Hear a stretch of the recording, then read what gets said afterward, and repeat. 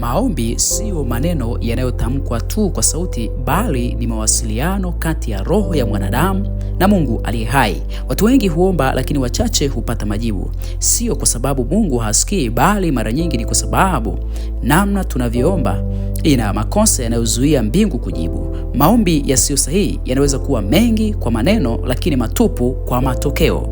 Maombi huonyesha hali ya ndani ya moyo wa mtu, imani yake, mtazamo wake juu ya Mungu na namna anavyojiona mbele za Mungu. Kiroho, maombi ni ufunguo wa mbinguni, lakini ufunguo huo unaweza kukosa kufungua milango kama umetengenezwa vibaya au sio ufunguo sahihi wa mlango huo. Ndiyo maana ni muhimu kujifunza si tu kuomba, bali kuomba kwa usahihi. Kumbuka, wanafunzi wa Yesu walimwambia Yesu, tufundishe namna ya kusali.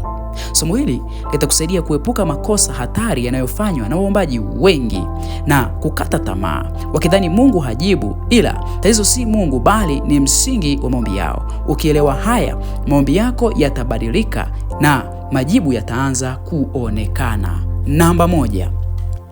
Epuka kuleta haja zako mbele za Mungu bila shukurani na sifa kwa Mungu.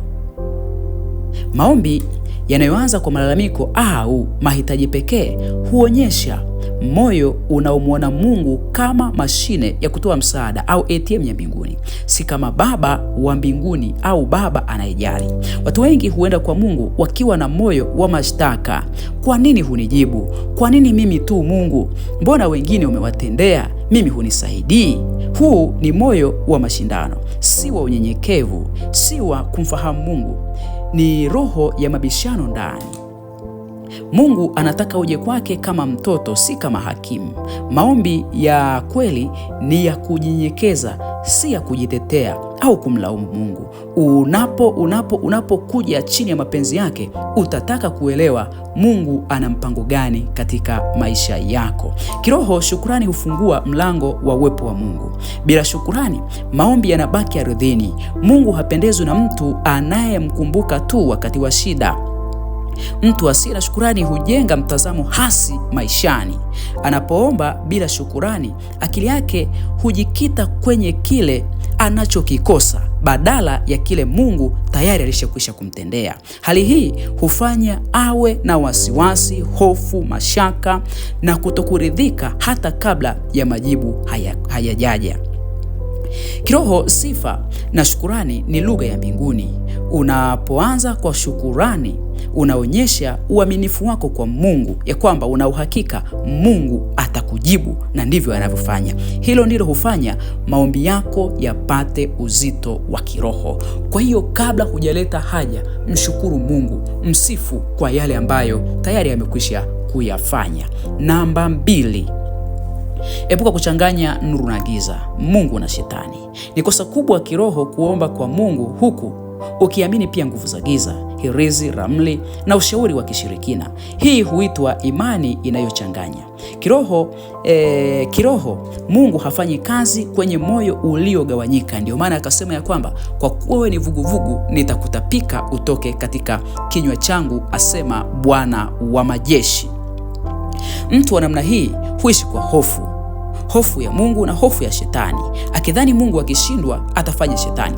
Na hata hivyo, Mungu alishakwisha kusema ya kwamba hawezi kufanya kazi na mtu wa namna hii. Katika Wakorintho wa pili sura ile ya 6:5 anasema ya kwamba ni mapatano gani kati ya Kristo na Baal? Au ni ushirika gani uliopo kati ya nuru na giza?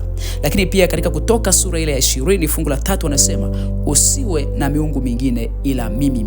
Mungu wa mbinguni hapendi mtu anayeshiriki anamwamini Baal huku pia anamwamini Mungu wa mbinguni.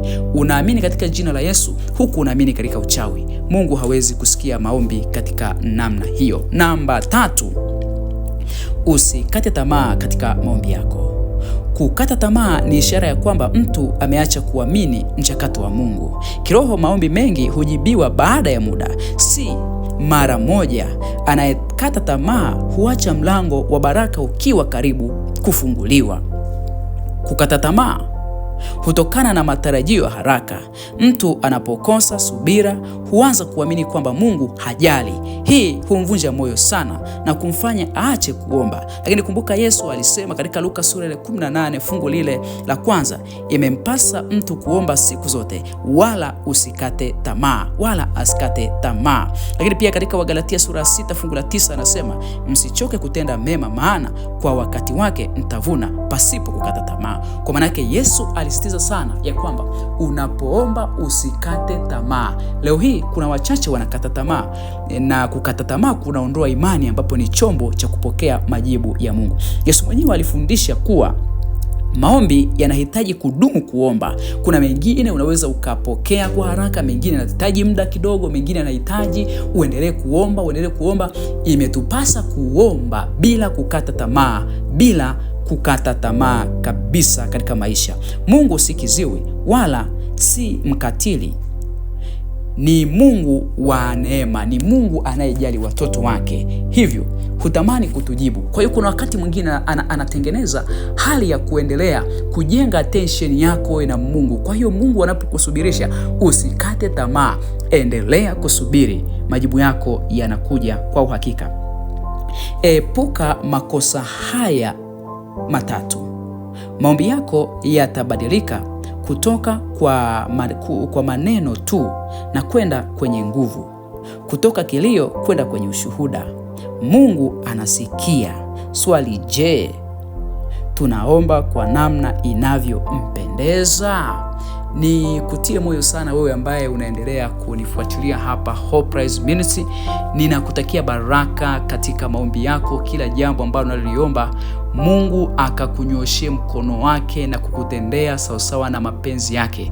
Mungu katika neno lake amesema ahadi zake zote ni ndio, kama tukiomba sawasawa na mapenzi yake. Swali linalokuja ni kwamba tunaomba sawasawa na mapenzi yake au tunaomba kwa matakwa yetu? Hata hivyo, watu wengi wako tayari kupokea kile ambacho wanakitaka, sio kile Mungu anachokitaka. Ninakutia moyo, kubali kusikia sauti ya Mungu na uombe sana mapenzi yake, na utaona baraka za Mungu. Ni kukumbushe tu, usisahau kucomment hapo chini, kulike, lakini pia kubonyeza alama ya subscribe katika channel hii, na Mungu wa mbinguni akuangazie nuru ya uso wake na kukufadhili.